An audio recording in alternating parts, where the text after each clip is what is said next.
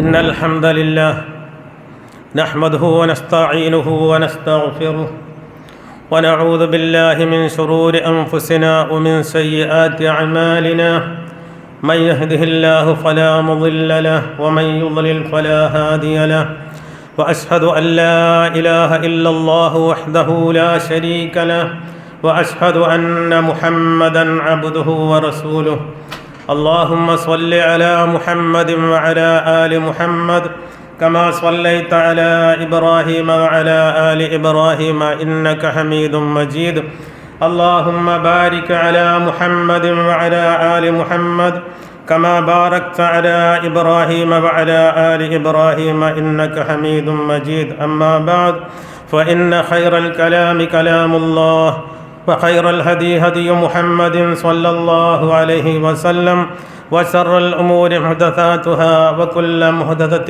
بدعة وكل بدعة ضلالة وكل ضلالة في النار يا أيها الذين آمنوا اتقوا الله حق تقاته ولا تموتن إلا وأنتم مسلمون أعوذ بالله من الشيطان الرجيم إن عدة الشهور عند الله 12 شهرا في كتاب الله يوم خلق السماوات والأرض منها 4 حرم. ആദരവുള്ള സത്യവിശ്വാസികളെ, വിശ്വാസിനികളെ, ജീവിതത്തിൻ്റെ എല്ലാ അവസരങ്ങളിലും അല്ലാഹു റബ്ബുൽ ഇസ്സത്തിൻ്റെ ദീനിൻ്റെ നിയമങ്ങൾ പാലിച്ച് മുത്തക്കീങ്ങളായി ജീവിക്കണമേ എന്ന് എന്നോടും നിങ്ങളോടും അതിൻ്റെ ഗൗരവത്തിൽ ഉണർത്തുന്നു. തഖ്വ കൊണ്ട് വസിയത്ത് ചെയ്യുന്നു. റബ്ബ് സുബ്ഹാനഹു വ തആല മുത്തക്കീങ്ങൾ ഉൾപ്പെടുത്തി നമുക്ക് അനുഗ്രഹിക്കുമാറാവട്ടെ. സത്യവിശ്വാസികളെ, റജബ് മാസത്തിലെ അവസാനത്തെ വെള്ളിയാഴ്ചയിലാണ് നാമൊക്കെ ഉള്ളത്. റജബ് മാസത്തിന് പവിത്രതയുണ്ട്. അല്ലാഹു സുബ്ഹാനഹു വ തആല ഖുർആനിലൂടെ അത് വ്യക്തമാക്കിയിട്ടുമുണ്ട്. ഇന്ന ഇദ്ദത്തശ്ശുഹൂരി ഇൻദല്ലാഹി 12 ശഹ്റ ഫീ കിതാബില്ലാഹി യൗമ ഖലഖസ്സമാവാതി വൽ അർദ്. ആകാശഭൂമികളെ സൃഷ്ടിച്ച നാൾ മുതൽ വർഷത്തിന് 12 മാസങ്ങളാണുള്ളത്. മിൻഹ 4 ഹുറും. അതിൽ 4 മാസങ്ങൾ ഹുർമത്തുള്ള പവിത്രതയുള്ള മാസങ്ങളാകുന്നു എന്ന്. ആ മാസങ്ങൾ ഏതാണ് എന്ന് അല്ലാഹു റസൂൽ സ്വല്ലല്ലാഹു അലൈഹി വസല്ലമ ഈ 4 മാസങ്ങൾ ഏതാണെന്ന് വ്യക്തമാക്കി തരികയും ചെയ്തു. അസ്സമാനു ഖദ് ഇസ്തദാറ കഹൈഅതി യൗമിൻ ഖലഖസ് സമാവാതി വൽ അർദ് അസ്സനതു 12 ശഹ്റ. മാസങ്ങൾ 12 മിൻഹാ 4 ഹുറും. അതിൽ 4 പവിത്രമായ മാസങ്ങളാകുന്നു. സലാസത്തുൻ മുതവാലിയാത്തുൻ, തുടരെ വരുന്ന 3 മാസങ്ങൾ. ദുൽഖഅദ, ദുൽഹിജ്ജ, മുഹറം. പിന്നെ റജബ, മുളർ ഗോത്രക്കാർ എണ്ണി വരുന്ന റജബ്. അല്ലദീ ബൈന ജുമാദിൽ വ ശഅബാൻ, ജുമാദിൻ്റെയും ശഅബാനിൻ്റെയും ഇടയിലുള്ള റജബ് മാസം. ഈ മാസം പവിത്രമായ മാസമാണ്, നാമൊക്കെ നേരത്തെ മനസ്സിലാക്കിയതുപോലെ തന്നെ.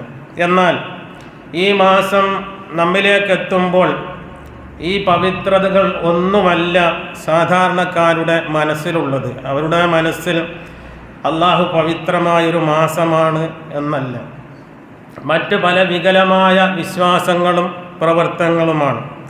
റജബ് എന്ന് കേൾക്കുമ്പോൾ തന്നെ ഒരാളുടെ മനസ്സിലേക്ക് ഓടിയെത്തുന്നത് മിഅ്റാജ് നോമ്പാണ്. ഇപ്പോൾ തന്നെ പ്രചരണം തുടങ്ങി. മിഅ്റാജ് നോമ്പ്, അത് നോറ്റാൽ കുറേ വർഷത്തെ പാപങ്ങൾ പൊറുക്കുമെന്നൊക്കെയുള്ള മെസ്സേജുകൾ ഓടിക്കൊണ്ടിരിക്കുകയാണ്.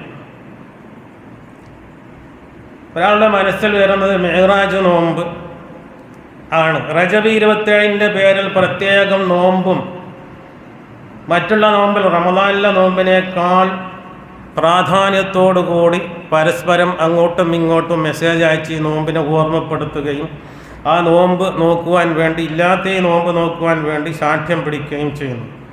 എന്നാൽ ഇസ്രാ മിഅ്റാജിൻ്റെ പേരിൽ ഇങ്ങനെ ഒരു നോമ്പ് ഇസ്ലാമിൽ ഇല്ലാത്തതും മുൻഗാമികൾക്ക് പരിചയമില്ലാത്തതുമാണ്. നബി സല്ലല്ലാഹു അലൈഹി വസല്ലമയുടെ 51-ാമത്തെ വയസ്സിൽ ഹിജ്റക്ക് 2 വർഷം മുമ്പാണ് ഈ ഇസ്രാഉം മിഅ്റാജും ഉണ്ടായത്. അതിനുശേഷം വർഷങ്ങളോളം അല്ലാഹു റസൂൽ സ്വല്ലല്ലാഹു അലൈഹി വസല്ലമ ജീവിച്ചിരുന്നു. അപ്പോൾ ഒരിക്കലും അല്ലാഹു റസൂലിൻ്റെ ജീവിതത്തിൽ ഇങ്ങനെ ഒരു നോമ്പെടുത്ത് നമുക്ക് മാതൃക കാണിച്ചു തന്നിട്ടില്ല. നബി സല്ലല്ലാഹു അലൈഹി വസല്ലമ മിഅ്റാജ് പോയത് അല്ലെങ്കിൽ ഇസ്രാ പോയത് റജബ് മാസത്തിലാണ് എന്ന് ചില പുസ്തകങ്ങളിലുണ്ടെങ്കിലും ശരിയായ തെളിവുകളുടെ അടിസ്ഥാനത്തിലല്ല അത്. ശാഫി മദ്ഹബിലെ പ്രമുഖ പണ്ഡിതനായ ഇമാം ഇബ്നുൽ അത്താർ അശ്ശാഫിഈ അദ്ദേഹം പറയുന്നത് നോക്കൂ, റജബുൻ ലൈസ ഫീഹി ശൈഉൻ മിൻ ദാലിക, റജബിന് അങ്ങനെ ഒന്നുമില്ല, ഒരു പ്രത്യേകതയുമില്ല. ഐ അൽ ഫളാഇൽ, ഒരു ഫളലുമില്ല. സിവാ മാ യുശാരികു ഗൈറുഹു മിനശ് ശുഹൂരി, മറ്റുള്ള മാസങ്ങൾക്കുള്ളതല്ലാത്ത. വ ഖൗലുഹു മിനൽ ഹറം, അത് പവിത്രമായ മാസങ്ങളിൽ പെട്ടതാണ് എന്നതല്ലാത്ത മറ്റൊന്നുമില്ല. വഖദ് ദക്കറ ബഅദുഹും അന്നൽ മിഅ്റാജ വൽ ഇസ്റാഅ കാന ഫീഹി, ചില ആളുകൾ പറയുന്നു ഇസ്റാഉം മിഅ്റാജും ഉണ്ടായത് റജബിലാണ് എന്ന്. വലം യസ്ബുത് ദാലിക, അതാണെങ്കിൽ സ്ഥിരപ്പെട്ടു വന്നിട്ടുമില്ല എന്ന്. ഹുക്മു സൗമി റജബ വ ശഅബാൻ എന്നുള്ള അദ്ദേഹത്തിൻ്റെ പുസ്തകത്തിൽ അദ്ദേഹം പറയുകയാണ്, ഷാഫി പണ്ഡിതനായ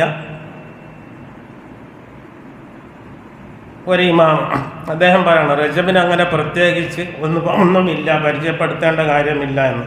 അതിനാൽ തന്നെ ഈ നോമ്പ് റസൂലുള്ളാഹി സ്വല്ലല്ലാഹു അലൈഹി വസല്ലം കാണിച്ചു തരാത്തത് കൊണ്ട് ഈ നോമ്പ്, അങ്ങനെ ഒരു നോമ്പ് ഇസ്ലാമിക ലോകത്ത് ഇല്ല. ഇബ്നു ഹജർ അൽ അസ്ഖലാനി റഹ്മഹുല്ലാ പറയുന്നത് നിങ്ങളൊന്ന് നോക്കൂ.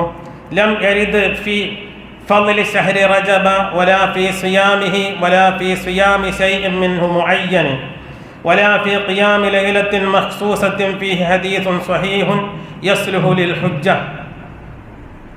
റജബിൻ്റെ ഫളാഇൽ വിവരിപ്പിക്കുന്ന ഹദീസുകളൊന്നുമില്ല, ഒന്നും റിപ്പോർട്ട് ചെയ്യപ്പെട്ടിട്ടില്ല. വലാ സിയാമിഹി, അതിലെ നോമ്പും. വലാ ഫി സിയാമി ശൈഇൻ മിൻഹു മുഅയ്യൻ, റജബിലെ പ്രത്യേക ഒരു ദിവസത്തിൽ പ്രത്യേകമായൊരു നോമ്പും അതും വന്നിട്ടില്ല. വലാ ഫി ഖിയാമി ലൈലത്തിൻ മഖ്സൂസത്തിൻ ഫീഹി, പ്രത്യേകിച്ചൊരു രാത്രിയുള്ള നമസ്കാരത്തെ പറ്റിയും ഒന്നും വന്നിട്ടില്ല. ഹദീസുൻ സഹീഹുൻ, സഹീയായ ഒരു ഹദീസും വന്നിട്ടില്ല. യസ്ലുഹു ലിൽ ഹുജ്ജ, തെളിവിന് പറ്റിയ ഒരു ഹദീസും വന്നിട്ടില്ല എന്ന്.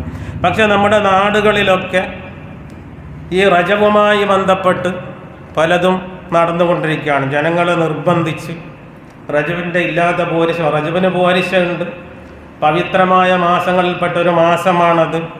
റജബ് മാസത്തിൻ്റെ ശ്രേഷ്ഠതയുടെ വിഷയത്തിലോ അതിലെ നോമ്പിൻ്റെ വിഷയത്തിലോ പ്രത്യേക വിഷയത്തിലോ ഒന്നും ഹദീസിൽ ഒന്നും വന്നിട്ടില്ല സഹിയായിട്ടൊന്നും. ഈ മാസങ്ങളിൽ ചെയ്യുന്ന എല്ലാ മാസങ്ങളിലും ചെയ്യുന്ന ഏത് നല്ല കാര്യവും റജബ് മാസത്തിലും ചെയ്യാവുന്നതാണ് എന്ന് മാത്രം. റജബ് മാസത്തിൻ്റെ നോമ്പുമായി ബന്ധപ്പെട്ട് ധാരാളമായി കേട്ടുവരുന്നൊരു ഹദീസാണ് മൻ സാമ, ഹദീസ് എന്ന് പറയപ്പെടുന്ന ഒരു കാര്യമാണ്. മൻ സാമ യൗമസ്സാബിഅ വൽ ഇശ്രീന മിൻ റജബിൻ കുതിബ ലഹു സവാബു സിയാമി 60 ശഹ്റ.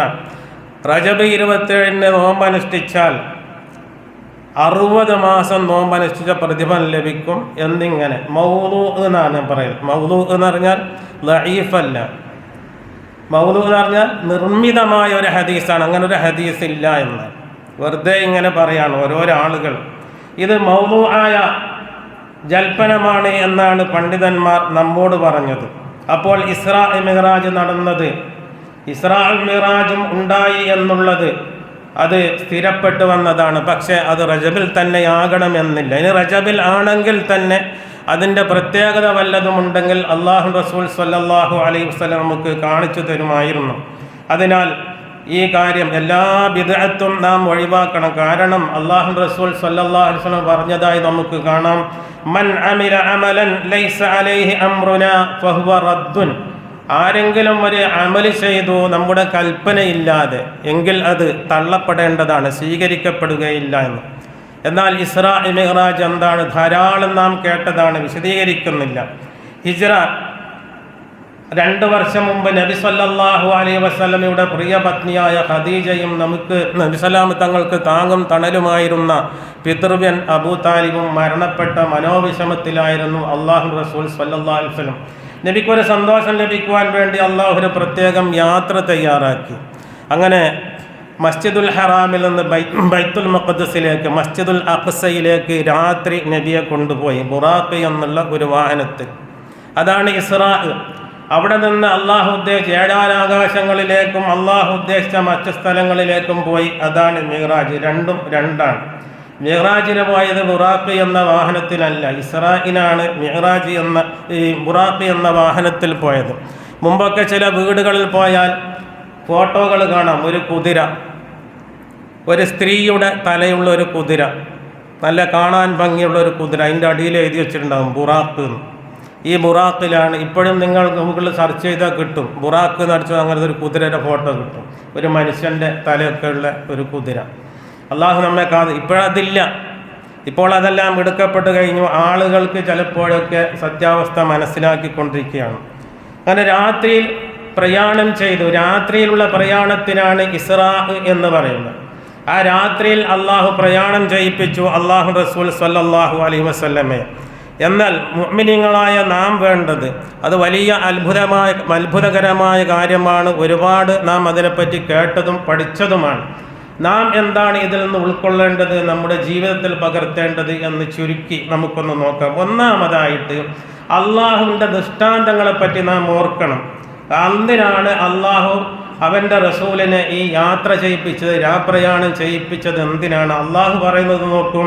സുബ്ഹാനല്ലദീ അസ്റാ ബിഅബ്ദിഹി ലൈലൻ മിനൽ മസ്ജിദിൽ ഹറാമി ഇലൽ മസ്ജിദിൽ അഖ്സല്ലദീ ബാറക്നാ ഹൗലഹു ലിനുരിയഹു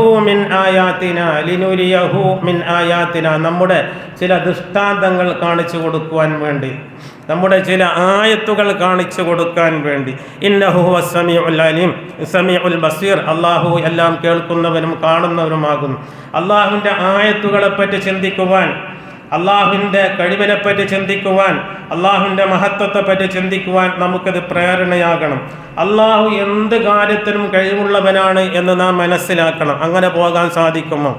മാസങ്ങളോളം യാത്ര ചെയ്യേണ്ട ഒരു സ്ഥലത്തേക്ക് പെട്ടെന്ന് ആ കാലത്ത് ആധുനികമായ ഒരു സൗകര്യങ്ങളുമില്ലാത്ത കാലത്ത് ഒറ്റ രാത്രി കൊണ്ട് പോയി വന്നു എന്ന് പറയുന്നത് അള്ളാഹുവിനത് സാധിക്കുമോ എന്ന് ഇബ്ലീസ് നമ്മുടെ മനസ്സിൽ തോന്നിക്കാൻ സാധ്യതയുണ്ട്. അള്ളാഹുവിന് അതും അതിനപ്പുറവും സാധിക്കും. കാരണം വല്ലാഹു അലാ കുല്ലി ഷൈഇൻ ഖദീർ, അള്ളാഹു എല്ലാത്തിനും കഴിവുള്ളവനാണ് എന്നുള്ള ദൃഢവിശ്വാസം നാം എപ്പോഴും പറയേണ്ടതാണ്. അല്ലാഹു അലാ കുല്ലി ഷൈഇൻ ഖദീർ, അള്ളാഹു എല്ലാത്തിനും കഴിവുള്ളവനാണ്. അത് സാധിക്കും.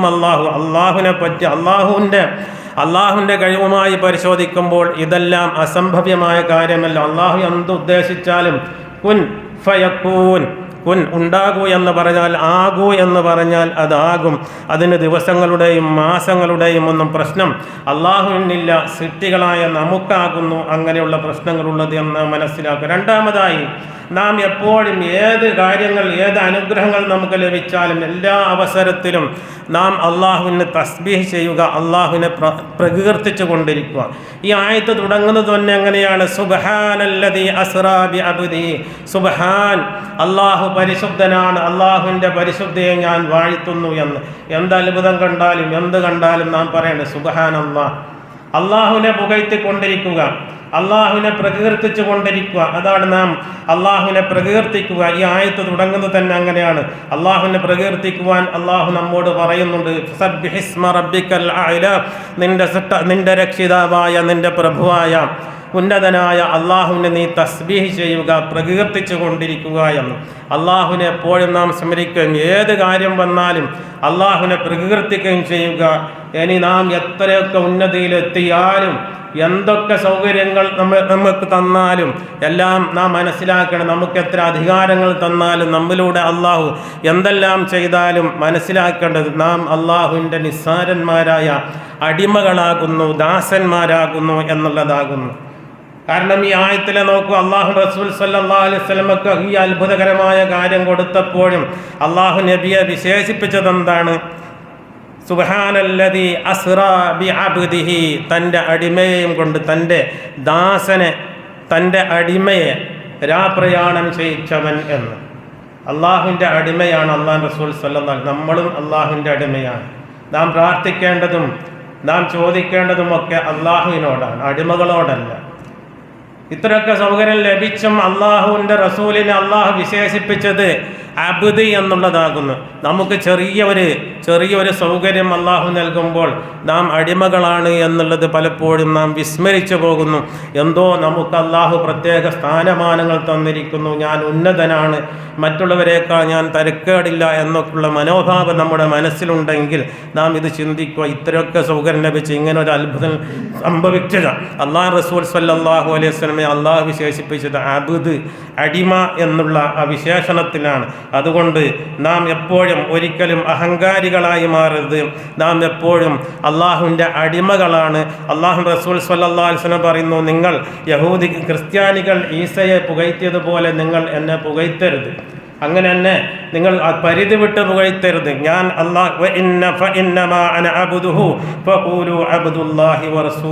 തീർച്ചയായിട്ടും ഞാൻ അള്ളാഹുവിൻ്റെ ഒരു ദാസനാകുന്നു. അതുകൊണ്ട് നിങ്ങൾ എന്നെപ്പറ്റി അബ്ദുല്ലാഹി വ റസൂലു, അള്ളാഹുവിൻ്റെ അടിമയായ റസൂൽ എന്ന് പറയുക എന്ന്. നമുക്ക് ചെറിയ സ്ഥാനങ്ങൾ ലഭിച്ചാൽ നാം അവർക്ക് പുതിയ പദവി പേരുകൾ ഇങ്ങനെ നൽകിക്കൊണ്ടിരിക്കും. എത്ര വലിയ പദവി പേരുകൾ നൽകിയാലും ആ കേൾക്കുന്ന ആളുകൾക്ക് അത് മതി വരികയും ചെയ്യും. അതിനേക്കാൾ വലിയ പേരെന്തെങ്കിലും ഉണ്ടോ എന്ന് ഗവേഷണം നടത്തിക്കൊണ്ടിരിക്കുകയാണ്. ഒരു അള്ളാഹുവിൻ്റെ അടിമക്ക് അള്ളാഹു നൽകുന്ന വിശേഷപ്പെട്ട പേരാണ് ഈ അബ്ദ് എന്നുള്ളത്. ഇബാദുർ റഹ്മാനില്ലദീന യംശൂന അലൽ അർളി ഹൗന, അള്ളാഹുവിൻ്റെ അടിമകൾ ഭൂമിയിലൂടെ അവർ വിനയത്തോടുകൂടി നടക്കുമെന്നുള്ളത്. നാം അള്ളാഹുവിൻ്റെ ശരിയായ അടിമകളായി മാറുക. അള്ളാഹു നമ്മെ അനുഗ്രഹിക്കട്ടെ.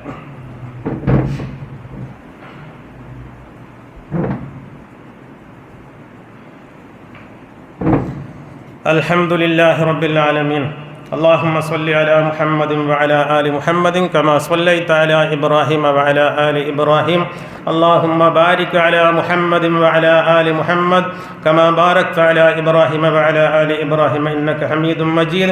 يا أيها الذين آمنوا اتقوا الله حق تقاته ولا تموتن إلا وأنتم مسلمون. സത്യവിശ്വാസികളെ ഒരിക്കൽ കൂടി അള്ളാഹുവിൻ്റെ തഖ്വ ചെയ്ത് ജീവിക്കണമേ എന്ന് എന്നോടും നിങ്ങളോടും ഉണർത്തുന്നു. അള്ളാഹു നമ്മെ അനുഗ്രഹിക്കട്ടെ. അള്ളാഹുവിൻ്റെ റസൂൽ സല്ലല്ലാഹു അലൈഹി വസല്ലം പറയുന്നു, ഈ ഒരു പരിധി വിടുക എന്നുള്ളത് അത് ഇസ്ലാമിന് യോജിച്ചത്. എല്ലാത്തിനും ഒരു അതിർവരമ്പുണ്ട്, പരിധി വിടാൻ പാടില്ല. യാ അയ്യുഹന്നാസ്, ഓ ജനങ്ങളെ, ഇയ്യാക്കും വൽ ഗുലുവ്വ, നിങ്ങൾ ഭയപ്പെടുക, സൂക്ഷിക്കുക. ഉലുവിനെ, പരിധി വിട്ടു പോകുന്നതിനെ നിങ്ങൾ സൂക്ഷിക്കുക. ഫിദ്ദീൻ, ദീനിൽ എല്ലാത്തിനും ഒരു പരിധിയുണ്ട്, പരിധി വിട്ടപ്പുറം പോകാൻ പാടില്ല. അങ്ങനെ പോയാൽ ഫഇന്നഹു അഹ്ലക മൻ കാന ഖബ്ലകുമുൽ ഗുലുവ ഫിദ്ദീൻ, ദീനിലുണ്ടായിരുന്ന പരിധി വിടൽ കൊണ്ടാണ് നിങ്ങളുടെ മുമ്പുള്ള സമുദായങ്ങളൊക്കെ നശിച്ചു പോയത് എന്ന്. ആളുകൾ അള്ളാഹുവിൻ്റെ തൗഹീദിൽ നിന്ന് തെറ്റിപ്പോകാൻ കാരണം ഈ പരിധി വിട്ടത് കൊണ്ടാണ്. അള്ളാഹു ഓരോന്നിനും കണക്കാക്കിയ ഒരു പരിധിയുണ്ട്. അതിൻ്റെ അപ്പുറം പോകുമ്പോൾ നാം ആ ഇസ്ലാമാകുന്ന ദീനാകുന്ന പരിധിയിൽ നിന്ന് നാം പുറത്തു പോവുകയും നാം മറ്റെന്തോ ആയിത്തീരുകയും. പരിധി വിടാതിരിക്കുക, എപ്പോഴും നാം സൂക്ഷിക്കുക. എന്താണ് അള്ളാഹു നമ്മോട് കൽപ്പിച്ചത് അത് ചെയ്യുക. നാലാമതായി കുറേ കാര്യങ്ങളുണ്ട്. ഇസ്രാ മിറാജുമായി ബന്ധപ്പെടുവാൻ നാം സലാം പറയണം. എപ്പോഴും പരിചയമുള്ളവർക്കും ഇല്ലാത്ത ആളുകൾക്കും ഒക്കെ സലാം പറയണം. മുസ്ലിങ്ങൾ പരസ്പരം കാണുമ്പോൾ സലാം പറയണം. നബി സല്ലല്ലാഹു അലൈഹി വസല്ലം ആ മിഅ്റാജിൻ്റെ അവസരത്തിൽ ഇങ്ങനെ പോവുകയാണ്. ഓരോരോ ആകാശങ്ങളിലേക്ക് എത്തുമ്പോൾ ഓരോരോ പ്രവാചകരൊക്കെ കാണുന്നുണ്ട്. അപ്പോഴൊക്കെ അള്ളാഹു റസൂൽ സല്ലല്ലാഹു അലൈഹി വസല്ലം സലാം പറഞ്ഞു, അസ്സലാമു അലൈക്കും ഫസല്ലംതു അലൈഹി. അള്ളാഹു റസൂൽ ഫസല്ലംതു അലൈഹി, ഞാൻ ആ പ്രവാചകന് സലാം പറഞ്ഞു. ഫറദ്ദസ്സലാം, അവർ എനിക്ക് സലാം മടക്കി. തുമ്മ ഖാല മർഹബൻ ബിഇബ്നി സ്വാലിഹി വന്നബിയ്യി സ്വാലിഹ്. ആദ്യം നബിക്ക് സലാം പറഞ്ഞതിന് ശേഷമുള്ള സംഭവമാണ് വിവരിക്കുന്നത്. എല്ലാ അവസരത്തിലും സലാം പറഞ്ഞു. ഇവിടെ എത്തുമ്പോൾ സലാം പറഞ്ഞു. പിന്നെ രണ്ടാമത്തെ ആകാശത്തിൽ പോയി, അവിടെയും പ്രവാചകന്മാരെ കണ്ടു, സലാം പറഞ്ഞു. അങ്ങനെ 3, 4, 5, 6 പോയി. എല്ലാ സ്ഥലത്തും ഈ സലാം എന്നുള്ളത് അത് മുസ്ലിമിന് മിറാജുമായി ബന്ധപ്പെട്ട അത്ഭുതകരമായ സംഭവങ്ങൾ പലതുമുണ്ട്. നാം ജീവിതത്തിൽ അനുവർത്തിക്കേണ്ടുന്ന ചില കാര്യങ്ങൾ ചുരുക്കി പറയുകയാണ്. സലാം പറയുക. ഈ സലാം പറയുക എന്നുള്ളത് നമ്മുടെ സ്വർഗപ്രവേശനത്തിന് കാരണമാണ്. ഹഖുൽ മുസ്ലിമി അലൽ മുസ്ലിമി സിത്തുൻ, മുസ്ലിങ്ങൾ പരസ്പരമുള്ള ബന്ധങ്ങൾ 6 ഖീല ചോദിക്കപ്പെട്ടു. മാഹുന്ന യാ റസൂലല്ലാഹ്, എന്തൊക്കെയാണ്? അല്ലാഹു റസൂൽ സ്വല്ലല്ലാഹു അലൈഹി വസല്ലം പറഞ്ഞു, ഇദാ ലഖീതഹു ഫസല്ലിം അലൈഹി, നീ മറ്റൊരു മുസ്ലിമിനെ കണ്ടുമുട്ടിയാൽ നീ അവന് സലാം പറയുക. പലപ്പോഴും ഈ സലാം പറയുക എന്നുള്ളത് നമ്മിൽ നിന്ന് എടുക്കപ്പെട്ടു പോകുന്നുണ്ടോ എന്ന് നാം സംശയിക്കേണ്ടിയിരിക്കുന്നു. ഇങ്ങനെ നമുക്കൊരു ഡൗട്ടാണ്, പറയണോ വേണ്ടേ എന്നുള്ളത്. പലപ്പോഴും പരിചയമുള്ള ആളുകൾ തമ്മിൽ കണ്ടാൽ പോലും സലാം പറയാതെ വിമുഖത നടക്കുന്നുണ്ട്. അള്ളാഹു നമ്മെ കാത്തുരക്ഷിക്കട്ടെ. ലാ തദ്ഖുലൂനൽ ജന്നത ഹത്താ തുഅ്മിനൂ, നിങ്ങൾ വിശ്വാസികളാകാതെ മുഅ്മിനീങ്ങളാകാതെ സ്വർഗ്ഗത്തിൽ പ്രവേശിക്കുകയില്ല. വലാ തുഅ്മിനൂ ഹത്താ തഹാബ്ബു, നിങ്ങൾ പരസ്പരം സ്നേഹിക്കാതെ നിങ്ങൾ മുഅ്മിനീങ്ങളാവുകയില്ല. അവലാ അദുല്ലുക്കും അലാ ശൈഇൻ ഇദാ ഫഅൽതുമൂഹു തഹാബബ്തും, ഞാനൊരു കാര്യം നിങ്ങൾക്ക് പറഞ്ഞു തരട്ടെയോ, അത് നിങ്ങൾ ചെയ്താൽ നിങ്ങൾക്കിടയിൽ പരസ്പരം സ്നേഹബന്ധമുണ്ടാകുമെന്ന്. എന്താണ് ആ കാര്യം? അല്ലാഹു റസൂൽ പഠിപ്പിച്ച പരസ്പരം സ്നേഹബന്ധമുണ്ടാകുവാൻ, ആ സ്നേഹബന്ധത്തിലൂടെ മുഅ്മിനീങ്ങളാകുവാൻ, അങ്ങനെ മുഅ്മിനീങ്ങളായ കാരണത്താൽ സ്വർഗത്തിലേക്ക് പോകുവാൻ അല്ലാഹു റസൂൽ പഠിപ്പിച്ച കാര്യം എന്താണെന്നറിയുമോ? അഫ്ശുസ് സലാമ ബൈനക്കും, നിങ്ങൾക്കിടയിൽ സലാം പറയുക എന്നല്ല, നിങ്ങൾ സലാം പ്രചരിപ്പിക്കുക. സലാം പ്രചരിപ്പിക്കുക എന്നുള്ളത് വലിയ ഒരു കാര്യമാണ്. ഈ യാത്രയിൽ, ഈ ഇസ്രാ യാത്രയിൽ, മിഅ്റാജ് യാത്രയിൽ ഇടയ്ക്കിടെ നമുക്ക് കാണാൻ സാധിക്കും സലാം പറഞ്ഞ സംഭവം. അങ്ങനെ സലാം പറയുക എന്നുള്ളത് ഇതിൻ്റെ ഇടയിൽ, ഈ വരികൾക്കിടയിലൂടെ വായിച്ചാൽ പലതും നമുക്കിതിലൂടെ മനസ്സിലാക്കാൻ സാധിക്കും. പരിചയമുള്ളവർക്കും ഇല്ലാത്തവർക്കുമൊക്കെ നാം സലാം പറയുക. പ്രമാണങ്ങൾ സംശയലേശമന്യേ നാം സ്വീകരിക്കണം. അള്ളാഹു ഒരു കാര്യം പറഞ്ഞു, മിഅ്റാജിൻ്റെ അല്ലെങ്കിൽ ഇസ്രായിൻ്റെ കാര്യം പറയുമ്പോൾ അത് എത്ര അതിശയമുണ്ടെങ്കിലും അത് നമ്മുടെ ബുദ്ധിക്ക് നിരക്കുന്നതില്ലല്ലോ. അങ്ങനെ സാധിക്കുമോ എന്ന് ചിന്തിക്കാതെ അള്ളാഹും റസൂലും ഒരു കാര്യം പറഞ്ഞാൽ, പ്രമാണങ്ങൾ നമ്മോടൊരു കാര്യം പറഞ്ഞാൽ, പിന്നെ അവിടെ നമ്മുടെ ബുദ്ധിക്കല്ല പ്രാധാന്യമുള്ളത്. ഏറ്റവും വലിയ ബുദ്ധി എന്നുള്ളത് വഹ്യ് അനുസരിക്കുക എന്നുള്ളതാകുന്നു ബുദ്ധിമാൻ്റെ ലക്ഷണം. ഇല്ലാത്തവൻ ഇല്ലാത്ത ബുദ്ധി കൊണ്ട് ഇങ്ങനെ ചിന്തിച്ചുകൊണ്ട് അവൻ വഴിപിഴച്ചു പോവുകയും ചെയ്യും. പ്രമാണങ്ങൾ സംശയലേശമന്യേ നാം അംഗീകരിക്കണം. അള്ളാഹു റസൂൽ ഒരു കാര്യം പറഞ്ഞാൽ അതിലൊരു സംശയവും ഉണ്ടാകാൻ പാടില്ല. സ്ഥിരപ്പെട്ട് വന്ന ഒരു കാര്യത്തെ പിന്നെ ബുദ്ധിയുടെ അളവുകോൾ കൊണ്ട് നാം ചിന്തിക്കാൻ പാടില്ല. ഇസ്രാ മിഅ്റാജ് സംഭവം അതിനൊരു തെളിവാണ്. നബി സല്ലല്ലാഹു അലൈഹി വസല്ലം പിറ്റേന്ന് രാവിലെ വന്നു. അതിന് ആളുകൾക്ക് അറിഞ്ഞു ഇങ്ങനെ പോയിട്ടുണ്ട് വന്നിട്ടുണ്ട് എന്ന്. പല ആളുകളും മുർത്തദ്ദായി പോയത് കാരണത്താൽ കുഫാറുകൾക്ക് അവരുടെ കുഫർ കൂടുതലായി വന്നു. ഇങ്ങനെയൊക്കെ സംഭവിക്കുമോ എന്ന്. അങ്ങനെ ചില ആളുകൾ അബൂബക്കർ സിദ്ദീഖ് റളിയല്ലാഹുവിൻ്റെ അരികിലേക്ക് ഓടിപ്പറഞ്ഞു, ഈ കാര്യം പറഞ്ഞാൽ അബൂബക്കർ റളിയല്ലാഹുവിന് കാര്യം ബോധ്യപ്പെടും, മുഹമ്മദ് കളവാണ് പറയുന്നത്, തിരിച്ചു വരാൻ സാധ്യതയുണ്ട് എന്ന് മനസ്സിലാക്കി ചില ആളുകൾ പരിഹാസപൂർവ്വം അബൂബക്കർ സിദ്ദീഖ് റളിയല്ലാഹുവിൻ്റെ അരികിൽ പോയി പറഞ്ഞു, ഇതാ നിൻ്റെ കൂട്ടുകാരൻ ഇപ്പോൾ ഇങ്ങനെയും പറയുന്നു, അവൻ ഒറ്റ രാത്രി കൊണ്ട് ഇങ്ങനെ ബൈത്തുൽ മഖ്ദിസിൽ പോയി വന്നു പോൽ മസ്ജിദുൽ അഖ്സയിൽ വന്നു പോയിരിക്കുന്നു എന്ന് പറഞ്ഞു. അബൂബക്കർ സിദ്ദീഖ് പറഞ്ഞ വാക്കുണ്ട്, അത് അദ്ദേഹം പറഞ്ഞത് തന്നെയാണോ എന്ന് ചോദിച്ചു. അതെ. എങ്കിൽ ഇതിനേക്കാൾ അപ്പുറമുള്ളത് അദ്ദേഹം പറയുന്നു, ഞാൻ വിശ്വസിക്കുന്നു. രാവിലെയും വൈകുന്നേരവും ആകാശത്തു നിന്ന് അള്ളാഹുവിൻ്റെ വഹി ലഭിക്കുന്നു എന്ന് പറയുന്നത് ഞാൻ വിശ്വസിക്കുന്നു. ആയത്തുകൾ വരുന്നത് ഞാൻ വിശ്വസിക്കുന്നു. പിന്നെ ഇത് വിശ്വസിക്കാൻ എന്താണ് എനിക്ക് തടസ്സം എന്ന് പറഞ്ഞ് അദ്ദേഹം അത് വിശ്വസിച്ചു. അത് കാരണത്തിലാണ് അദ്ദേഹത്തിന് അസ്-സിദ്ദീഖ് എന്നുള്ള പേര് നാമം വന്നത് എന്ന് നാം മനസ്സിലാക്കുക. അള്ളാഹു ഒരു കാര്യം പറഞ്ഞു, റസൂൽ ഒരു കാര്യം പറഞ്ഞു, പിന്നെ നാം അത് അങ്ങനെ വിശ്വസിക്കുക. അങ്ങനെ എന്താണോ പറഞ്ഞത് അങ്ങനെ. വൈബായ കാര്യം പറഞ്ഞു, ആ വൈബ് അങ്ങനെ തന്നെ വിശ്വസിക്കുക. ഒരു രാത്രി കൊണ്ട് അദ്ദേഹം പറയുന്നു, നഅം ഇന്നി ലഅസുദ്ദഖുഹു ഫീമാ ഹുവ അബ്അദു മിൻ ദാലിക ഉസദ്ദിഖുഹു ഫീ ഗൈരി السماء ഫീ ഖുതുബത്തിൻ ഔ റൗഹ. രാവിലെയും വൈകുന്നേരവുമൊക്കെ വഹി വന്നു എന്നുള്ളത് ഞാൻ വിശ്വസിക്കുന്നത്, എനിക്കതൊരു പ്രയാസമില്ല എന്ന് അബൂബക്കർ സിദ്ദീഖ് റളിയല്ലാഹു അൻഹു.